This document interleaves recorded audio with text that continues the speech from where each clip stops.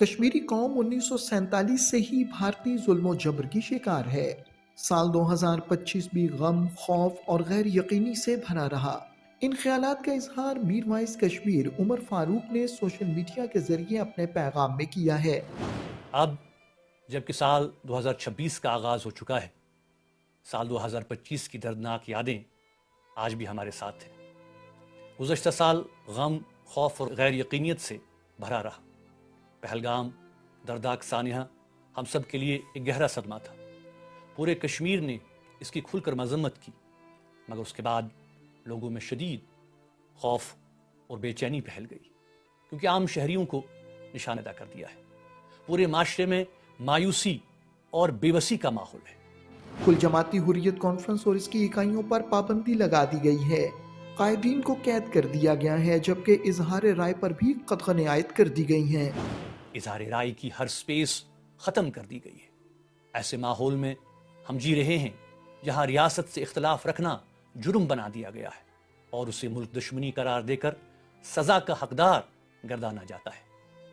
ہمارے لیے اب کوئی عوامی پلیٹ فارم باقی نہیں رہا۔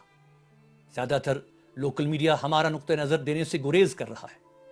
مجھے پریس کانفرنس دینے کی سہولیت بھی حاصل نہیں ہے۔ حقیقت یہ ہے کہ میں خود سرکاری اجازت کے بغیر کہیں آ جا نہیں سکتا، اور لوگ بھی بغیر اجازت مجھ سے نہیں مل سکتے۔ کل جماعتی حریت کانفرنس کے سابق چیئرمین میر وائس عمر فاروق کا کہنا ہے کہ بھارت نے ان پر اس قدر دباؤ ڈالا ہے کہ انہیں اپنے پروفائل سے چیئرمین APHC ہٹانا پڑا ہے۔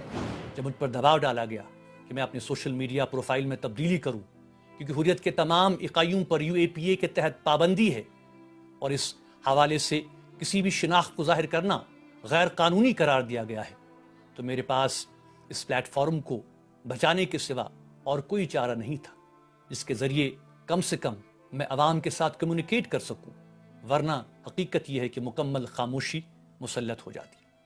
جب حریت کانفرنس کی ساری اکائیاں بین کر دی گئی ہوں، دفاتر سیل کر دیے گئے ہوں، رہنما یا تو جیلوں میں ہوں یا پھر مسلسل نگرانی میں، تو پھر سوشل میڈیا ہی وہ واحد راستہ ہے جس سے کسی حد تک ہماری آواز لوگوں تک اور دنیا تک پہنچ سکتی ہے۔ جیسا کہ آج میں آپ سے مجبوراً اس کے ذریعے مخاطب ہوں۔ میں یہ واضح کرنا چاہتا ہوں کہ میرے نظریات اور میرے افکار میں کوئی تبدیلی نہیں آئی ہے۔ میرے عوام کے ساتھ وابستگی اور کمٹمنٹ ناقابل تبدیل یعنی نان نیگوشیبل ہے۔ یہ اٹوٹ وابستگی میری ایمان اور ایک ذمہ دار رہنما کے ہونے کے یقین سے جڑی ہوئی ہے۔